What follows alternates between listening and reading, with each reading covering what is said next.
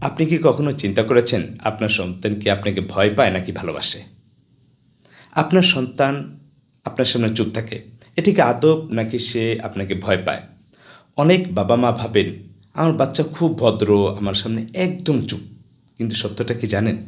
অনেক সময় এই চুপ থাকা ভদ্রতা না, এটা ভয়।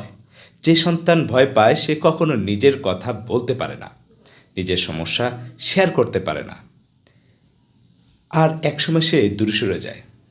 আমাদের প্রিয় নবী হযরত মুহাম্মদ সাল্লাল্লাহু আলাইহি ওয়াসাল্লাম কখনো শিশুদের ভয় দেখিয়ে বড় করেননি। তিনি ভালোবাসা দিয়ে, মমতা দিয়ে তাদের মন জয় করতেন। তাই আজ থেকে বদলান। চিৎকার না করে কথা বলুন, শাস্তি না দিয়ে বুঝান, ভয় না দিয়ে ভালোবাসা দিন। কারণ মনে রাখবেন, আপনার সন্তান যেন আপনাকে দেখে ভয় না পায়, বরং দৌড়ে এসে জড়িয়ে ধরে।